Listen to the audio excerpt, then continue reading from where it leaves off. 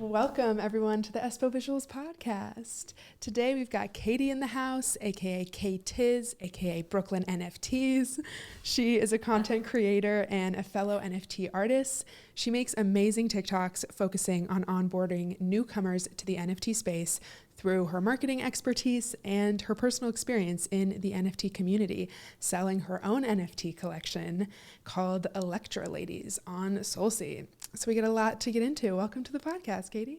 Yes, thank you guys for having me. I'm so excited. Before we get into today's episode, I want to thank our sponsor, Soulseed. Soulseed is an NFT marketplace on the Solana blockchain. It's a great place for artists to sell their work as NFTs.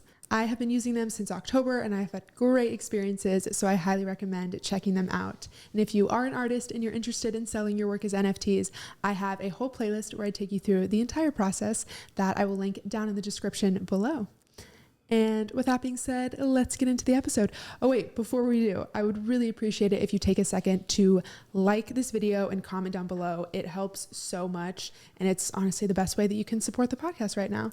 So thanks for doing that, and let's get into it. So Katie is someone who I feel like I'm the closest to in the space. We've done a lot of cool spaces together and lives and stuff like that, so I know quite a bit about you, but do you want to give yourself a quick little background about your expertise and just your artistic journey a little bit for the people at home?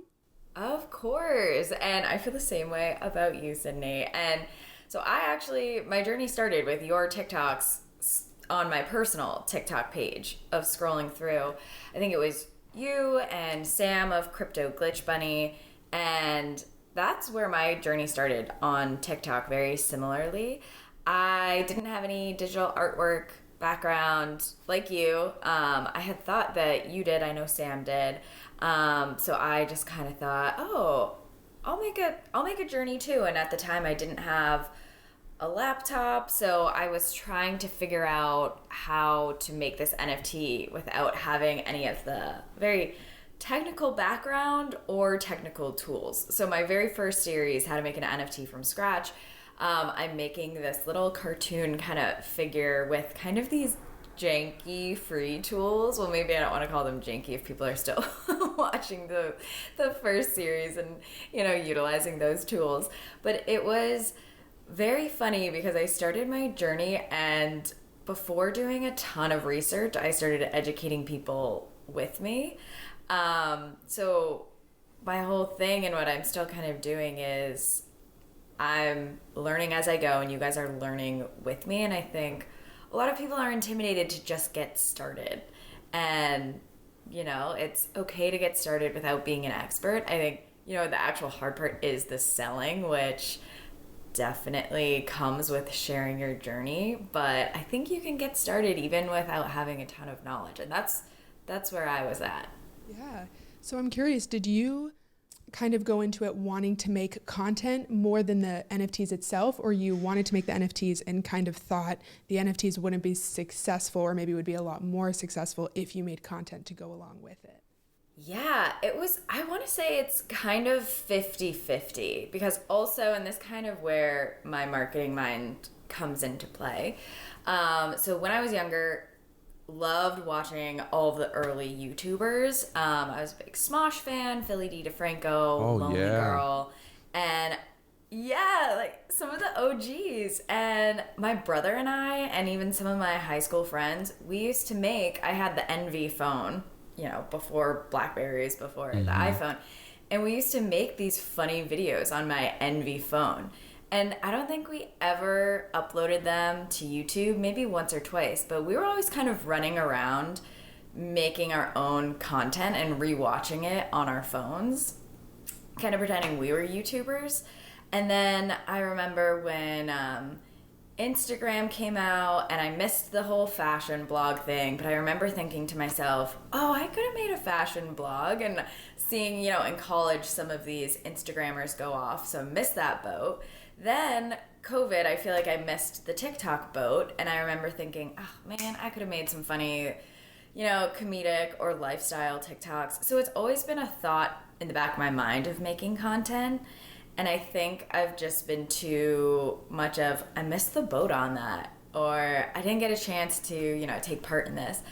Then at the time when I was scrolling through and I saw you and I saw Sam, and then I saw some guys, making very, more financial project review kind of NFT crypto advice, my marketing brain went off of, this is an area of white space.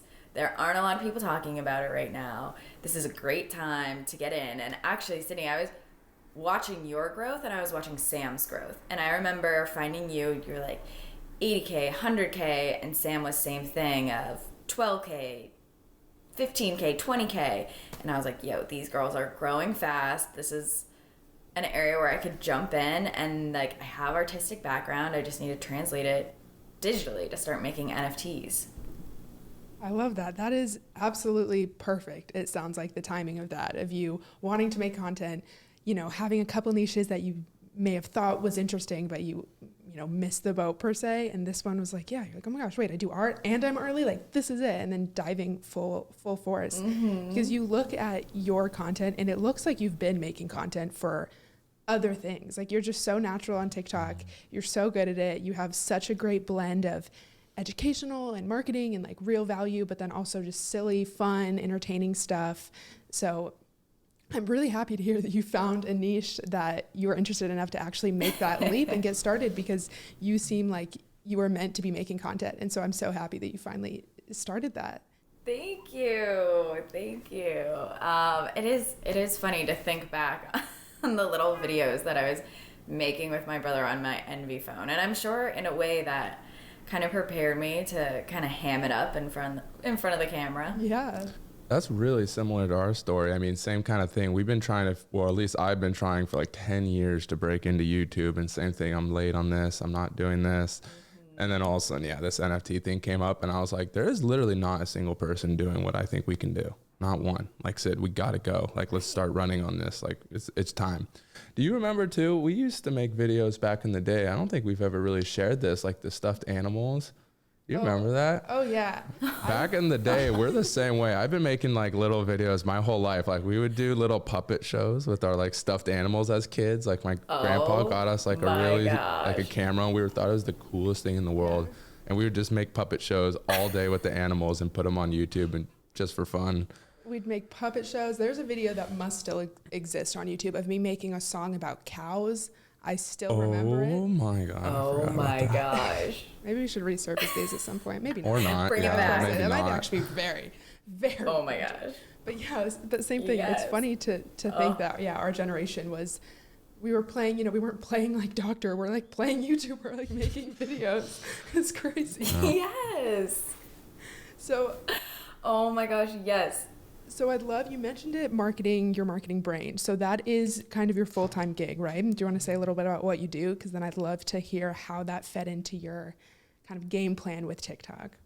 Yes, of course. So I work at an ad agency, and this has been my shtick since graduating in 2015. So I started at a really small startup back in Boston, where I'm from, Massachusetts. And so it was a very small media agency. There were about maybe 23 of us when I joined. When I left to move to New York, there were maybe 28 of us.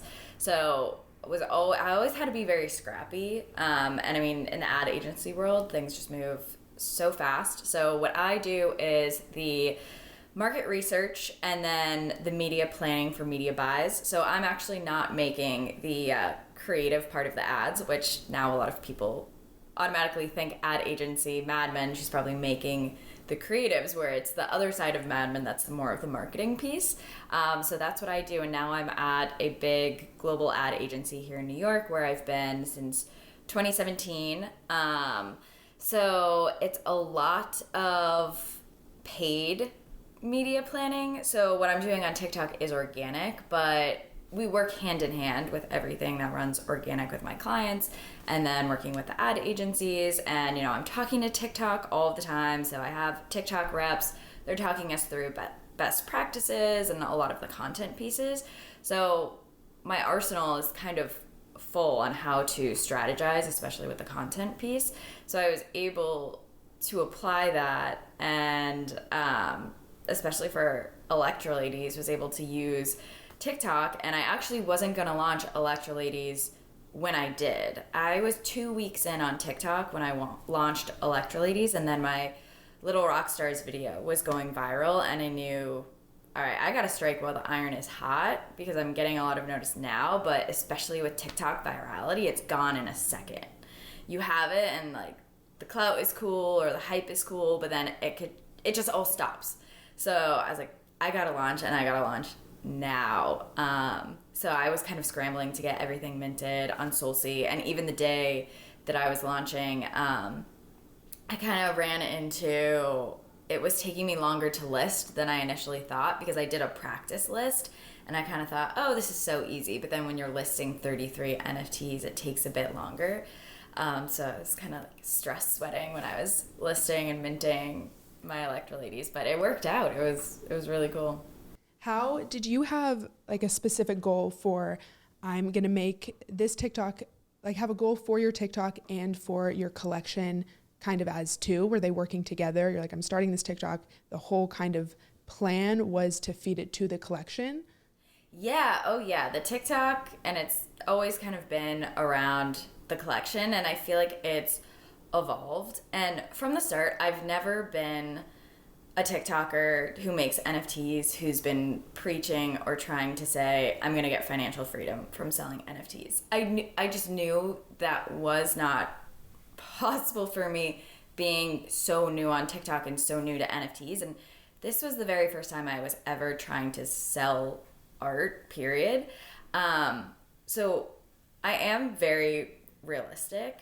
So, you know, even in deciding to make 33 NFTs, I was very strategic in, okay, who has actually shown interest in my NFTs? And I have a notebook where I have a list where I was writing down people's names who I had directly connected with, either on TikTok or on Twitter. You were on the list. Cade was on the list. Will was on the list. Lauren Turton was on the list. And I think I had about 10 to 12 people on this list who I had connected with through socials, who had expressed interest in my pieces. And I thought, okay, let's double this-ish to get to 33 NFTs. So being very realistic of like how many NFTs I wanted to, you know, create based off of who I thought would purchase them. So that was very strategic in the amount of NFTs that I went to sell. So pushing that through, you know, whoever I connected with on socials. But yeah, the goal, I don't think I had a long-term goal for this TikTok. I think it was always kind of, let's let the chips fall. If I sell these NFTs, I sell these NFTs. Now we're kind of in a bear market with NFTs. So I have a second collection. I haven't launched it. It's with a photographer friend who I did it with. I want to strategize with him more, launch a smaller collection with the photos that we did. But right now, it's kind of shifted to now my goal is, oh, I could make a job in Web3 out of this and kind of use TikTok as my resume. So that's where I'm at now. First it was TikTok to kind of make content, then to sell NFTs. Now it's kind of utilizing it to try to get a job into Web3. So I'm along for this crazy ride, just seeing where it goes. That seems like us. Just doing it, having fun. You can see the upside. Obviously there's a lot of upside, there's potential, but it's like we don't expect anything to happen and we're just letting it all happen. And it just keeps progressing. And it's like you said, you can use these as your resume too. So now people are like contacting Sid for consulting calls because they see how to make NFTs through TikTok. It's crazy. You never really know where it's going. Because I've never thought, hey, at 20 something years old, we're going to be doing consulting calls for Web3. It's kind of crazy. Yeah, I just try to preach it to everyone. If you have any inclination to make content and share, even if, like you said, you don't have some crazy long goal, you will be exposed to so many more opportunities simply by the fact that you're just exposing yourself to more people. And you never know what random people are going to see your video and what it could lead to. And you're like such a great example of that. Like maybe you don't have the exact job you want now, but yeah, you started, I'm just going to make art. Now I'm going to make these TikToks. Oh, now 1 million people have seen my face. And amongst those, some super successful people in this space with jobs that could be perfect for you. And that would never happen if you don't put yourself in those situations to get noticed and get, discovered, I guess. So I would love to know, what would be your dream ideal job in Web3? Say someone's watching right now. What would be your perfect job? What are you looking for? Yes.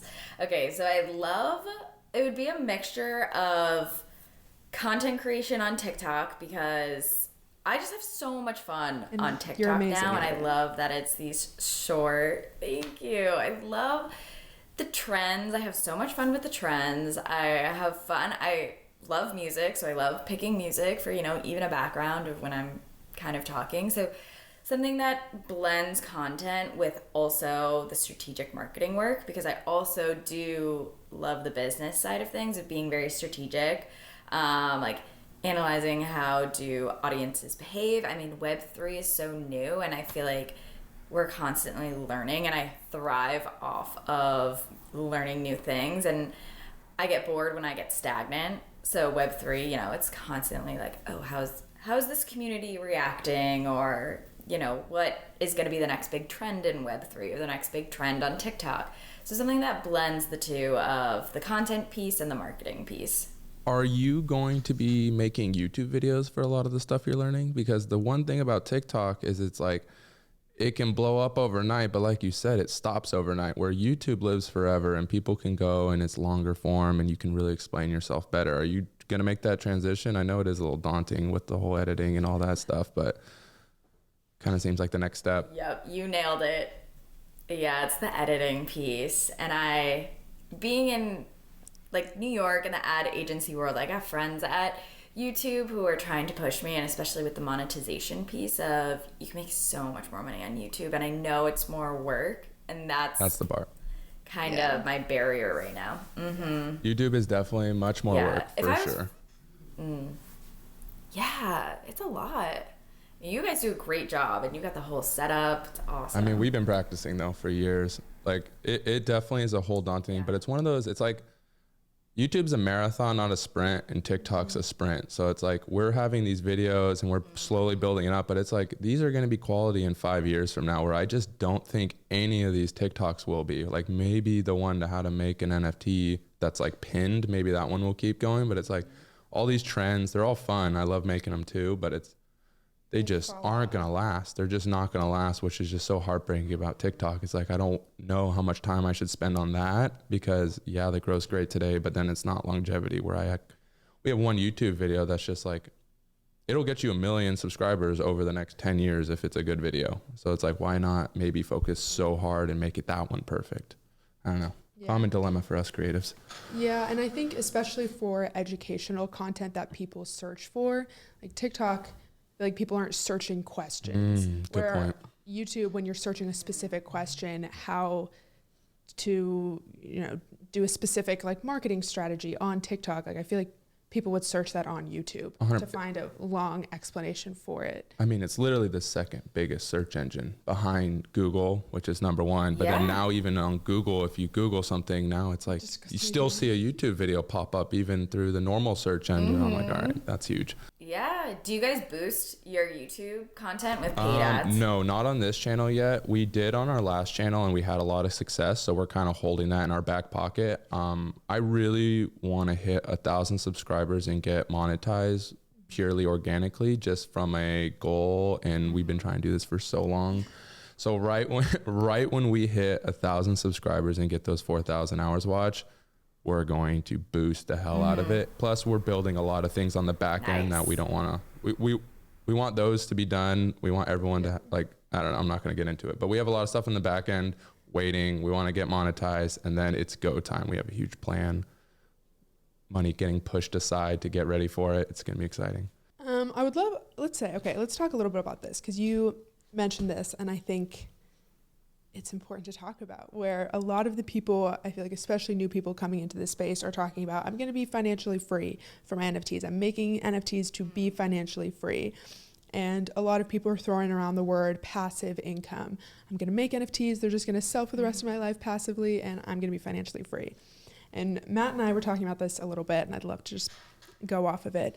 I got a comment on one of my videos of someone saying you shouldn't be using the words passive income to describe your NFTs because there's nothing passive about it. If you want them to keep selling, you have to actively be marketing them, actively be working it. And then you had said something about like anything that's passive, having to build it up. You want to just share about that? It is something that's built up over years, was kind of my thoughts behind it. Cause like, yeah, you need to market, you got to get yourself out there. But once you're out there, you're in the algorithms, you're on social media. We have YouTube building our audience every single day. It's like, okay, well then now it's a little passive because, you know, people are coming without us really doing anything. Now we have subscribers while we're sleeping, all that. But it took year to develop that passive. And if you think you're just going to post an art piece and people are just going to start buying it and selling it, it's like, no, you have to have new eyes coming in. You have to develop ways to do that. Then it's passive. Mm-hmm. So like, it's like I half agree. Right. Mm-hmm. Yeah, I would agree, especially with the comment about NFTs. And if you go on my Twitter, it's less so on TikTok. So what I've found with TikTok and promoting my art, and Sydney, it would be interesting to hear your perspective on this too. The videos that perform the best for me are the videos where it's my personality that's showing through, and it's not the pieces where I'm promoting my art and people are saying, your art is so cool, I want to buy your NFTs. There was one piece of content that I almost did back when my collection was selling where it was like, I made an announcement and I kind of showed all my Electrolady NFTs. And then somebody commented, because I have this big picture wall in my apartment, somebody commented, hey, can we see your Polaroid wall? And I'm showing my Polaroid wall with a voiceover. And the Polaroid wall has so many more views and likes than my Electrolady collection. I was like, are you guys kidding me? That's funny. You're like, no. I mean, I'm still stoked, but no. What? Wrong one. Yeah. I was like, nah. But it's funny. So on TikTok, I do lean more towards educational because I think on TikTok, what people are looking for is how can I be like her? How can I sell out like her versus I want to buy her art?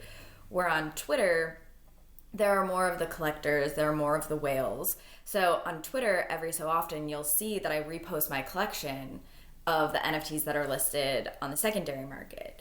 And I'll notice, you know, however many NFTs are posted, and I'll make a tweet about it, and I'll tweet it, pin it, that sort of thing. So to that person's point, like, yes, my NFT collection sold out when I first launched, but people will list on the secondary market. And when I notice their listings on the secondary market, I'm pushing that back out. I think that's great advice. I remember hearing that for the first time in a space where someone said they were kind of a one-of-one artist, and they were talking about how every time you release a new NFT, if there's other ones that are on the secondary market, promote them all together. Like say there's 3 NFTs for sale, not just the one, because of course the secondary sales helps you as an artist as well. You get those royalties. And I was like, oh, wow, that makes sense. Like you can promote your other NFTs even though you're not the one selling them, because that directly benefits you and it benefits the holder who wants to sell it.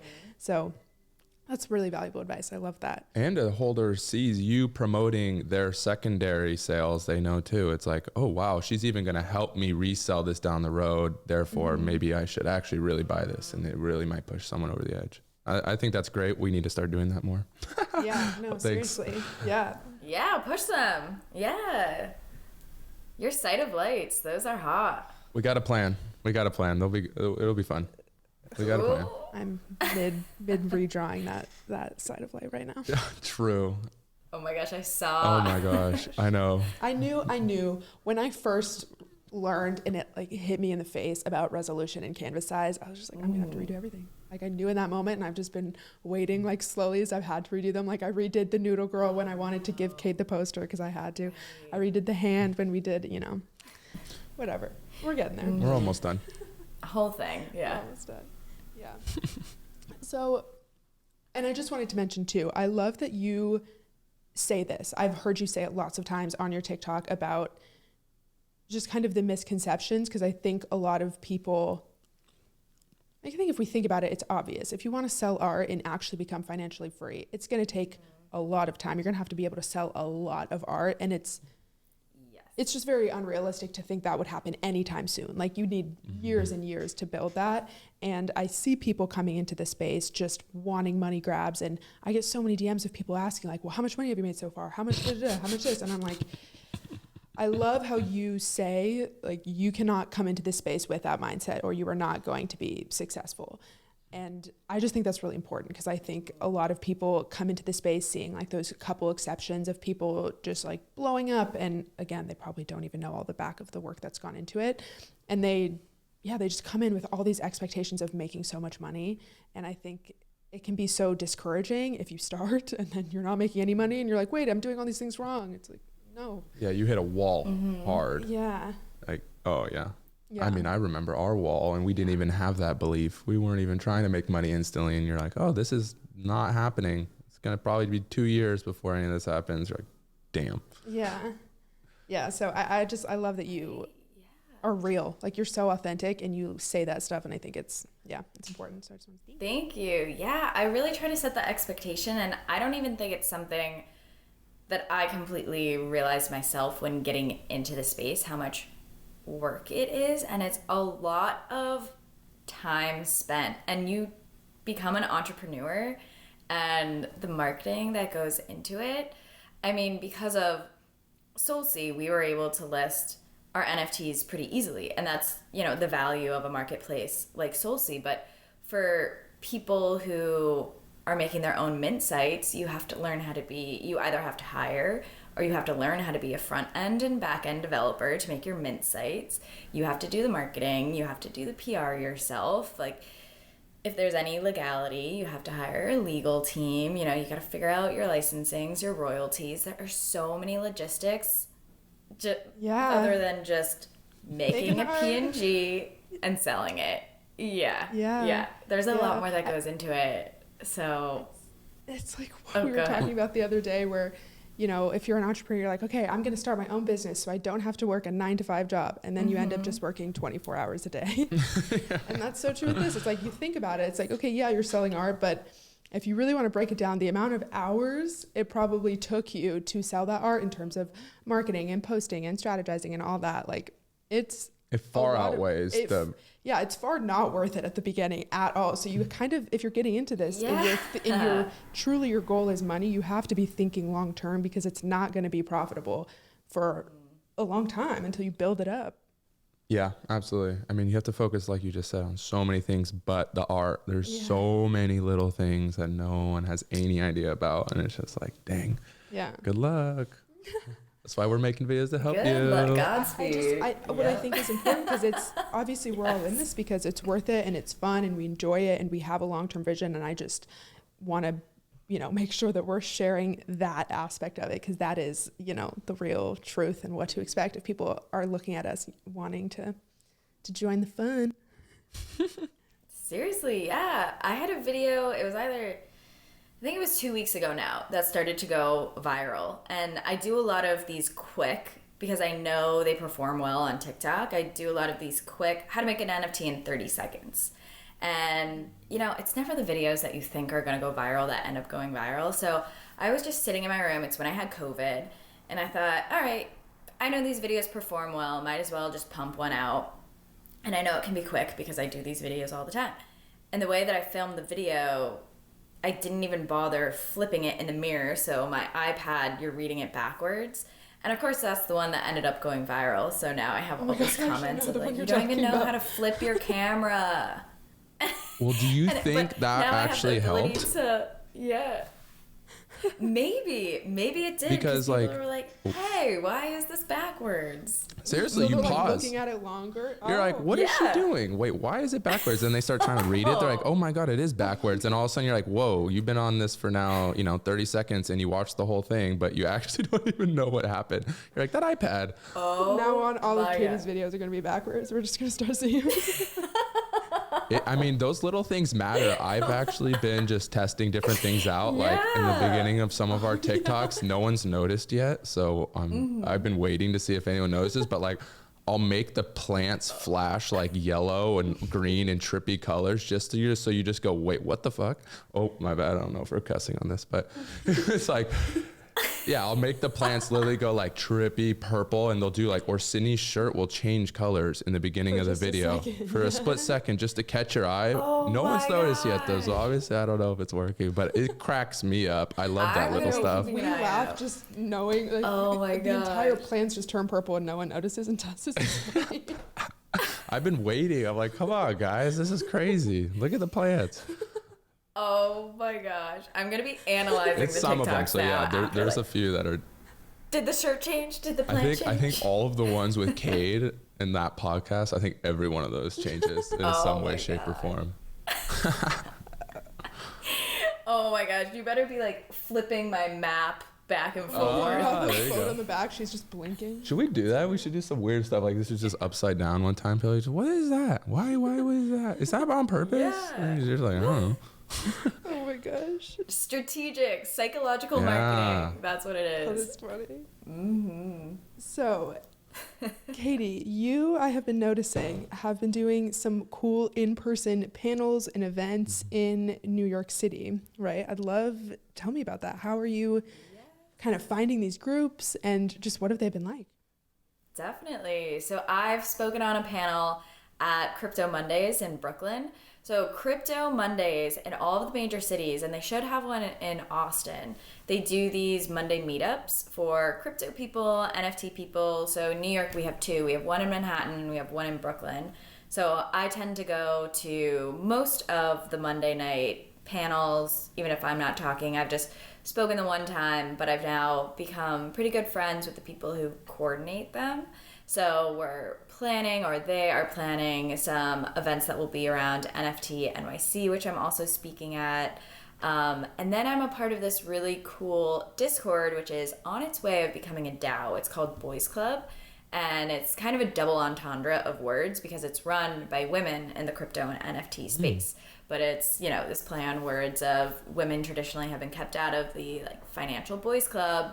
Now, we're flipping the script. And I love their Discord because they have channels for all of the major cities.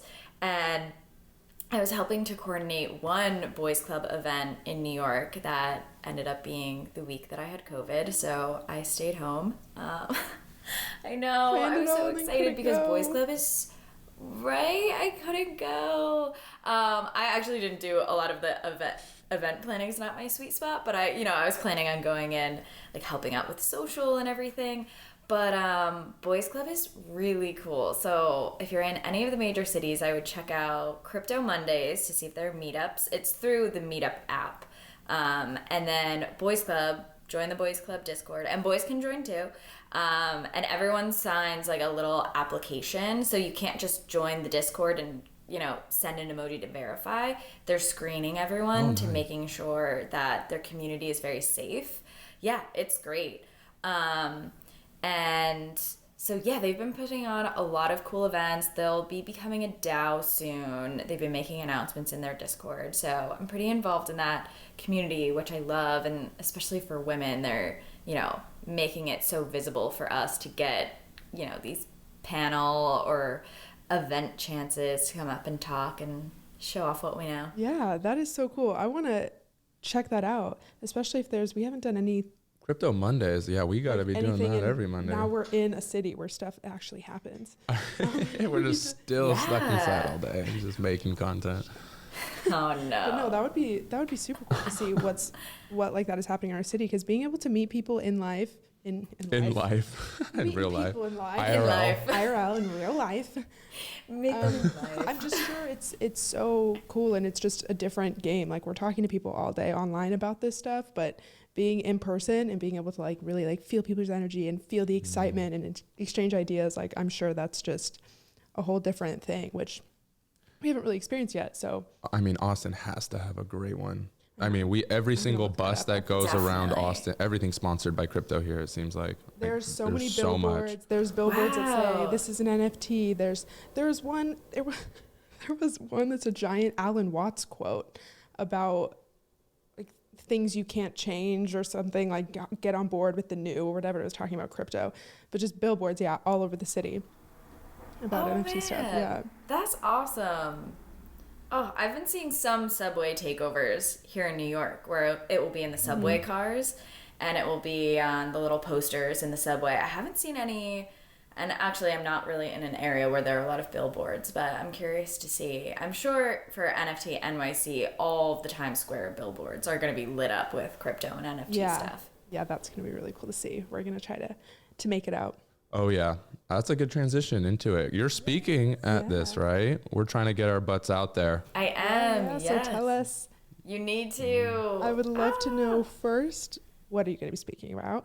And how did you decide how did you decide that? Yeah. I saw Coco NFT, who is another great TikTok and Twitter account to follow if you're in the NFT space. I saw the Coco NFT team tweet out, "Oh, we bought our tickets to NFT NYC. Hope to see you guys there." So this is back in early January. So rushed to the NFT NYC site because, live in Brooklyn NFTs. I want to go to this thing. And then tickets were super expensive. I think they were over $600, and you had to purchase them in Ethereum. And I was like, whoa, I don't have Ethereum, and I don't want to, spend that much money converting to Ethereum to buy these tickets. And I think they may have changed it. The price might have come down, and they might have opened it up to credit card payments. I'm actually unsure, so don't quote me on that. But I saw kind of this little tiny button in the corner of apply to be a speaker. And at the time, I think I had around 26K followers on TikTok. And I thought, might as well give it a try, kind of going back to didn't necessarily have a big, long plan or roadmap. But all right, here's this opportunity where I don't want to pay for tickets and I have a platform. So I'm going to give it a shot. So I'm going to be talking about how to onboard people onto eco NFTs, especially because I know I was very intimidated by Ethereum, and I now know that the reports of, that Ethereum uses as much energy as a small country are false. Ethereum uses a decent amount of energy, but it's nowhere near the amounts that I think people use scare tactics to get people away from crypto and NFTs. So going to be talking about eco NFTs because, Sydney, I think finding your channel too and learning about Solcy and learning about Solana helped me get into the space because I'm someone who tries to live a very sustainable life in my day-to-day, and then finding out that there were these carbon neutral options, and now there's Tezos, there's Cardano, there are all these options that are either carbon neutral or carbon negative, which is really exciting and I think will help onboard more people into the space.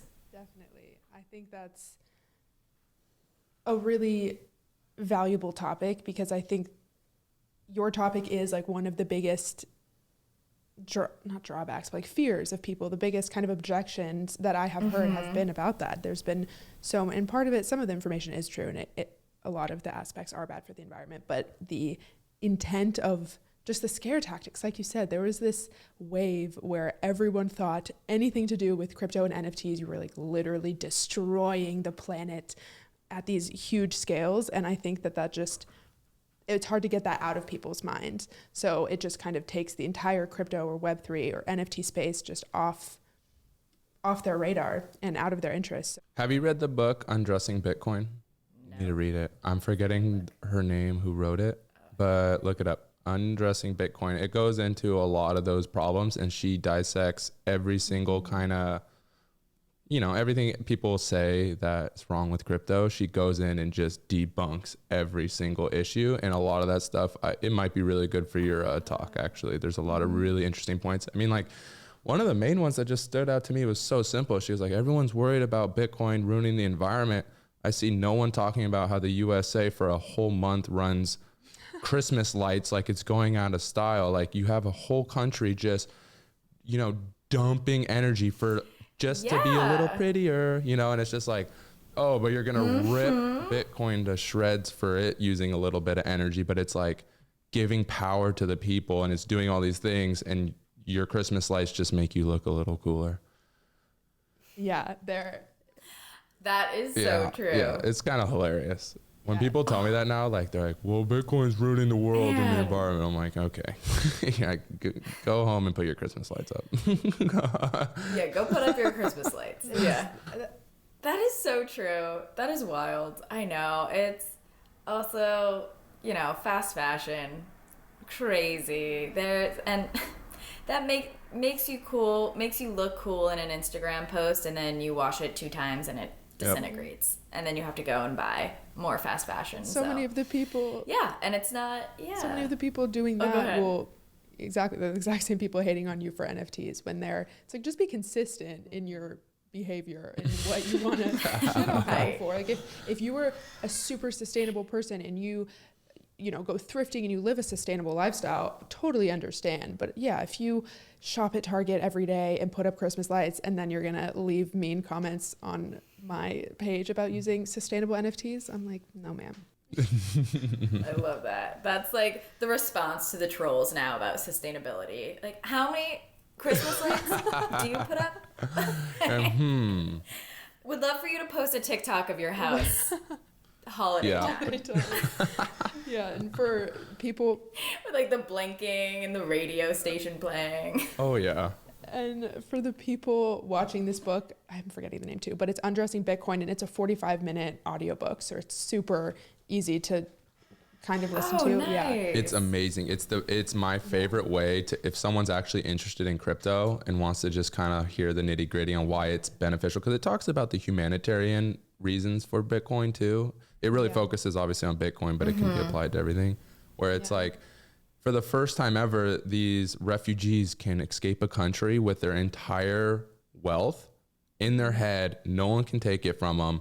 They don't have to carry bricks of gold. They don't have to carry wads of cash and worry about getting theft. Like, you just know it in your head. No one even knows you know it. It's awesome. She does a really good job just on ramping people into why this is important, why it's not scary, why everything you've ever heard is wrong if it's bad about it. Yeah, it's awesome. Here, let me find it actually. Yeah. One of the points that hit me so hard was talking about how, yes, doing like the miners to mine Bitcoin takes energy, uses energy, of course, but how there's so many places on Earth that have these rich natural energy resources, except they're in these crazy, weird, remote places. So there might be all this, water pressure, whatever, that you can get all this energy from. But if it's out in the middle of Alaska in this random place, the amount of resources and money it would take to capture that energy and bring it back makes it not worth it. But because these miners, they're just computers, you can put these like Bitcoin mining facilities in all these weird remote places on Earth and have them just use this rich natural energy that we wouldn't be able to use anyways. Yeah. And there's just it's so cool. So many really, really cool points. That's a great book to recommend people. Absolutely. Well, I'll put something on the screen. I feel like later today. Yeah. Oh my gosh, I'm reading, and it's funny that you said this is a great book to read for people who are scared to get into it. And currently I'm listening to a book, and maybe this is a more advanced book and not for people who are, we're trying to onboard into this space, but I'll plug it anyway. It's a book called This Is How They Tell Me the World Ends. And it's not very crypto specific, but it's about hackers. And I mean, there's a lot of scammers in crypto, but this book talks about hackers in general. And I had no idea there are these like actual, we have our little crypto or NFT hackathons, and there are actually like global hackathons for hackers who are all coming together from different parts of the world, and they're having competitions of like, how quickly could we breach Google? How quickly can we break into someone's MacBook and steal all their information, or iPhone? And I actually had an iPhone, not my current iPhone, but my previous iPhone was hacked, and I didn't think iPhones could get hacked. And it was this weird thing where the hacker could get into my phone and take pictures, and oftentimes they would log in while I was asleep and be taking pictures of my ceiling. It was this crazy thing. I just got chills. But like, yeah, scammers. I actually, when it first started happening, I remember coming into the office and me being a little bit woo-woo and, also thinking iPhones were unhackable. I came into the office and I was like, I think I have a ghost who hates technology in my room. And I was showing, and I was It must be. I was showing my boss because it would screen record sometimes. So it would screen record pulling up, and it was during, it was after the 2016 elections, but it was like pulling up weird articles about Trump and everything, and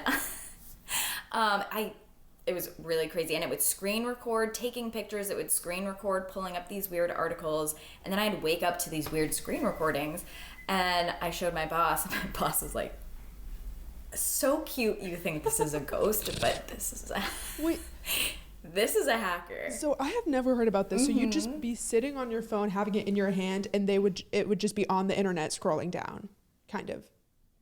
Yeah, it would always happen when I was asleep. Oh, okay. So they knew. Yeah. Also, I don't know, because I know you can get a hold, and I know this from like advertising too, but you can listen in on mics or like the Alexa technology, the Siri technology, so they, probably could tell when I was asleep based off of my breathing. Because even they have apps for that now where you can plug it in to listen to, how soundly you sleep, and the app will track it. But yeah, it was always when I was asleep, or sometimes I'd be getting ready for bed and I would see my flash go off, because my phone, I usually put my phone face down. So it would just be the backlight, and I would see the flash go off as I was brushing my teeth or like getting ready for bed. It was so crazy. And yeah, and hackers can get a hold of your information so quickly. And especially with crypto, with, all these Discord scams, or we see all the time on TikTok, people trying to hit up our followers on WhatsApp. And it's like, secure your digital assets outside just of a software wallet. It's crazy. I mean, people have to be careful when they get into this space. And I feel like we're pretty, resourceful people, or, we have street smarts of like, why would someone ever take a look at this TikTok comment and send a message on WhatsApp? But I've had people come to my Discord, luckily only I think 2 I can think of, who have actually like followed the WhatsApp. And I'm just like, oh my gosh. Okay, people do need you to spell it out a little bit more for them. Which is crazy. You just have to be so smart and so savvy if you're getting into this space, and keep an eye. Use hard wallets, everybody. 100%. Put your NFTs in there. Yeah. So in case people don't know, the hard wallet is a way to keep your crypto or NFTs just secured, not online, not connected to the internet. The wallets people mostly use that you connect to sites like OpenSea and SoulSea and stuff like that, because they're attached to the internet, they can be hacked much, much easier. Yeah. And same thing with, I've had people who they've told me they'll get a ledger, but then keep their seed phrase on their phone. I'm like, okay, that defeats the entire purpose of everything. So yeah, the move, get a ledger or hard wallet, write down that seed phrase on physical pieces of paper, metal engravings, whatever, and then keep it completely offline for the I know a lot of security. people too, I've seen that for every like asset and stuff, depending on how valuable it is, they'll just have a whole separate wallet per one. So if one does get compromised, you only have like 10% of your funds actually compromised, compared to obviously all of them. And like for NFTs, people are really doing that. Like if you have an ape or, some crazy, you're like, okay, this is his own ledger in its own room and its own thing. Well, because we were talking about that. You were asking if it would be smart for each new NFT that I drop, or new, collection, if I drop like 20 of one, of doing it on from a new wallet every time, so that if one of those gets compromised, the royalties for only one NFT I won't get, as opposed to if I do them all on the same wallet for the rest of my life, and then if that wallet gets compromised, I won't get any royalties ever. Oh, that's such a good point about royalties. Yeah, I literally just had that thought, because we lost we almost lost our phrase. Yeah, I was like, truly almost lost the wallet that had my NFTs connected to it. So we were already thinking, okay, well, we're gonna have to make a new one for that. But then we found that, and we were still like, wait, no, we still probably should be doing each new drop on a new wallet. Yeah. Yeah. Which is super annoying, but oh my gosh, it is what it is. You got to do it. I mean, these are just ideas. That is probably the safest. Yeah. Oh no, that sounds so safe, especially, going back to the passive income. There goes your not so passive income, but completely. Especially when Lisa was on and she was bringing up, like, I want my kid to have these royalties, and thinking about it in that respect. Like, if I become a famous artist and that wallet is continuing to get royalties even after I'm gone, and the fact that my family could have those, like, that's so important and special, and it's worth taking the time to think about it now, because these are decisions that can truly impact your life and your family's life. Yeah. Oh, for sure. I saw another TikToker who forgot their seed phrase, forgot their seed phrase, but had written it down, forgot where they stored it, writing it down. And I've also heard write your seed phrase in a few places, like have it in your car if you have a car, have it in a diary, or like stick it in different places in your room. Like hide it, but don't just have one piece of paper, or someone accidentally throws out the piece of paper with your seed phrase on it. Have it written down in a few places. Yeah, that's a really good idea. We have since done that. I've actually taken it a step farther.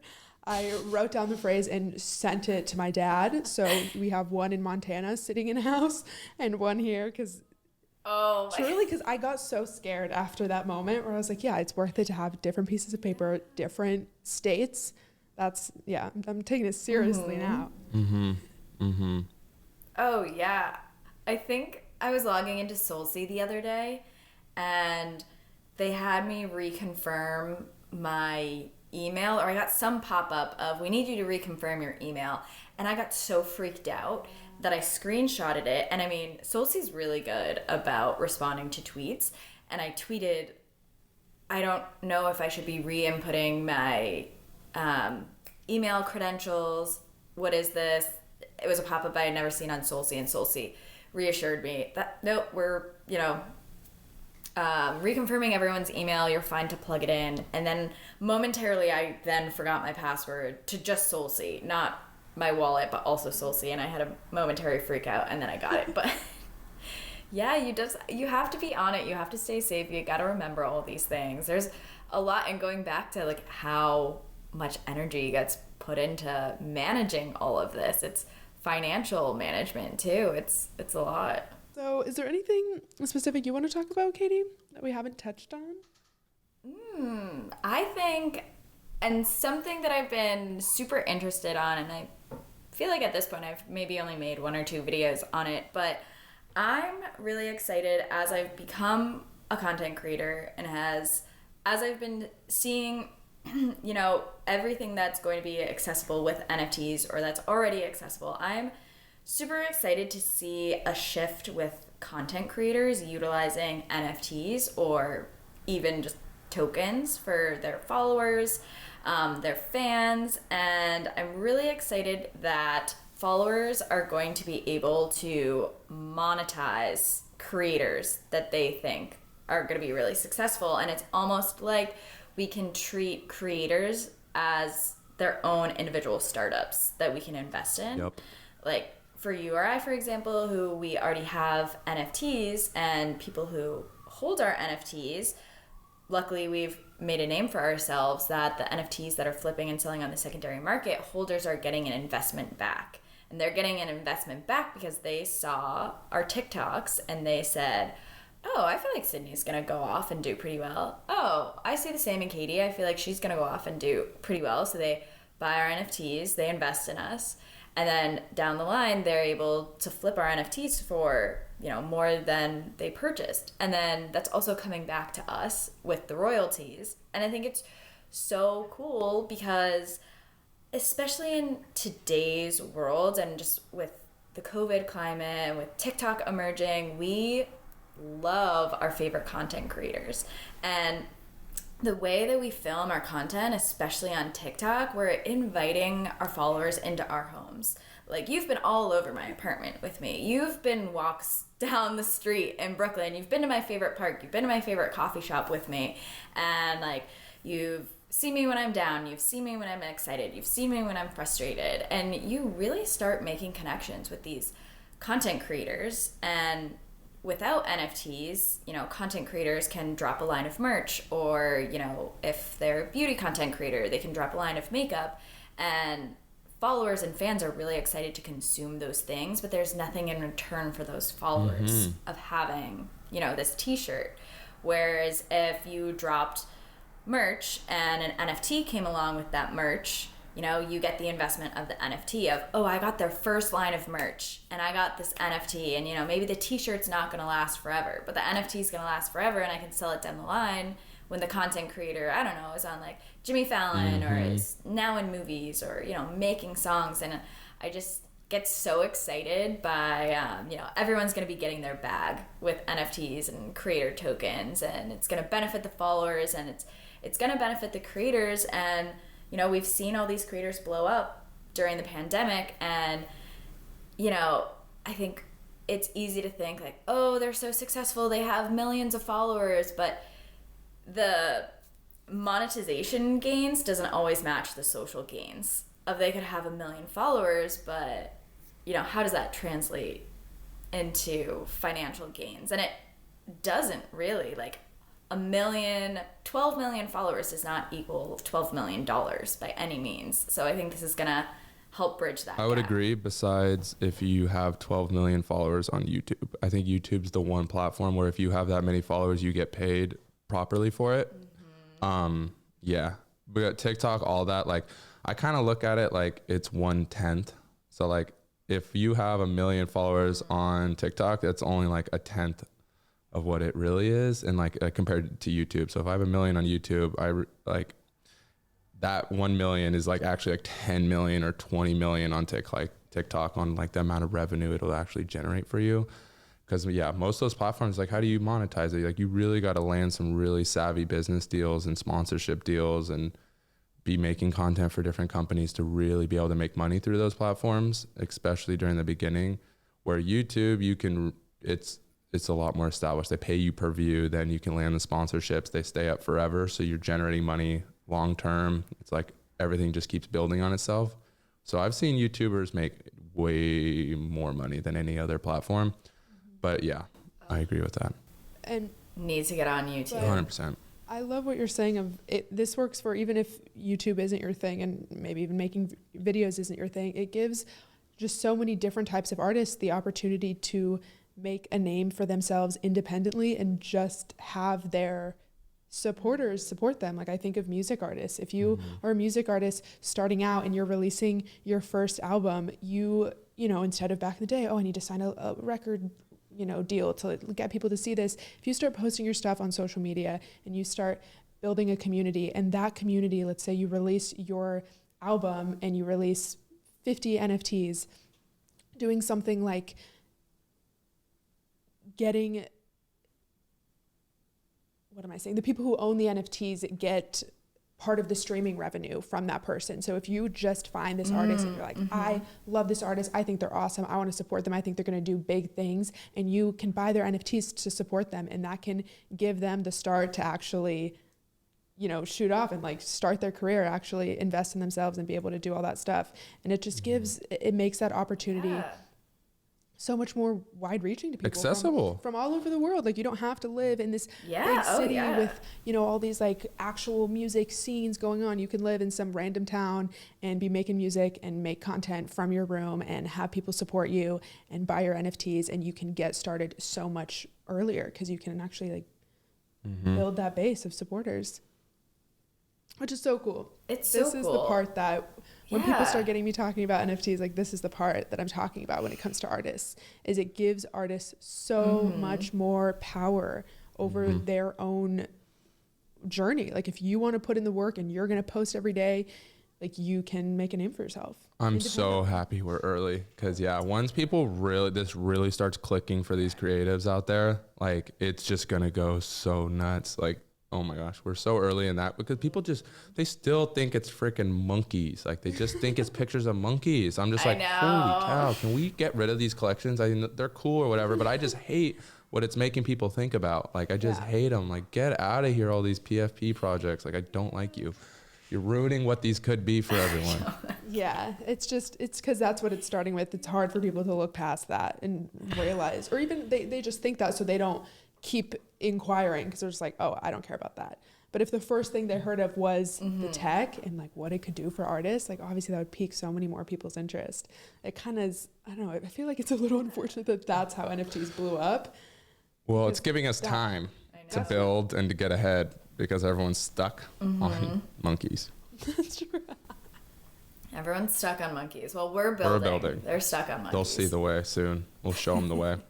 So funny. But yeah, it's gonna open doors, and like models, makeup artists, you know, everyone who's involved in a photo shoot, who's worked on it, can all, you know, get royalties as one photo continues to sell. I think that is a crazy good point. Because that makes me think of whenever, you know, you get a Vogue cover shoot of Zendaya or whatever, and you look at all the tags, and it's 50 people, hair, shoes, makeup, so many people, and they all contributed value to make that image, and that's insane that once that image can be iconic and make money for the next 100 years, and the fact that they'll be able to benefit from that and actually get their bag from it is crazy. So crazy. Yeah, it's awesome. It's so cool.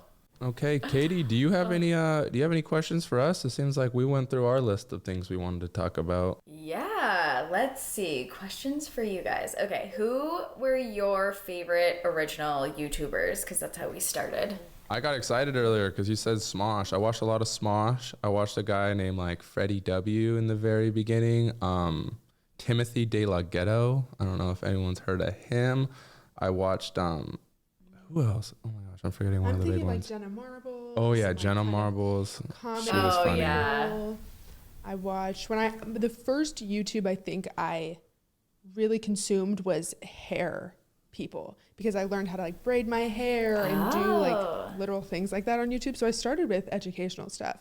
Like I learned braiding and a bunch of like, I do all these crazy braids that people still to this day, I do them when I serve at the restaurant all the time. And people think it's crazy. They're like, how do you know how to braid your own hair? I'm like, I've been learning on YouTube since I was 7 years old. Like truly YouTube is how I've learned everything. Like equals 3. Everything. I watched Freddie W a lot, where he was a guy who just did a little bit of special effects, did fun editing, and just made really fun videos. Kind of like Smosh, but they were more like about the video work and editing. So I watched him for years. I think that was a big reason why I wanted to do what we're doing now. Oh, that's cool. Yeah. Just like funny videos. Like they'll have a cat with a machine gun running around shooting. And that sounds really bad. It's not like gory at all. It's like funny. It's all comedy.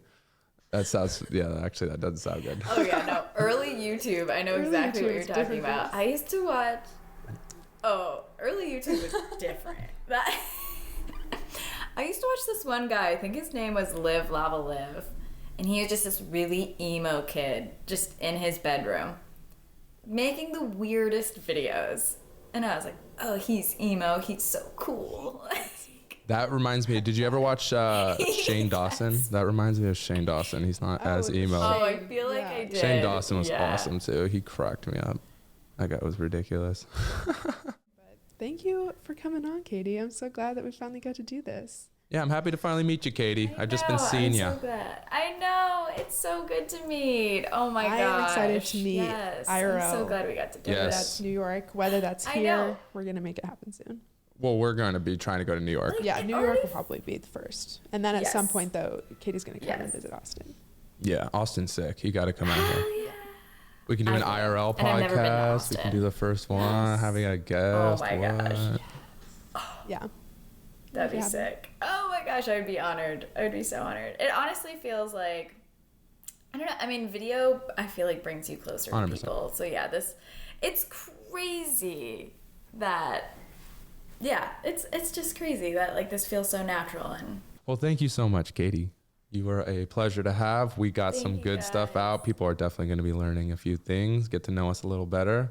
Yeah, this was awesome. Thanks for sharing some of the secrets of the game. Yeah. I'm sure people are going to find a lot of value from this. So people who are watching, please check out Katie and all of her creative endeavors. I'll leave her links down in the description below. Her TikTok, her Twitter, her Discord. Hit them all up because she has so many awesome resources on all of those places. Yeah. With that being said, bye everybody. See you on the next one. Peace.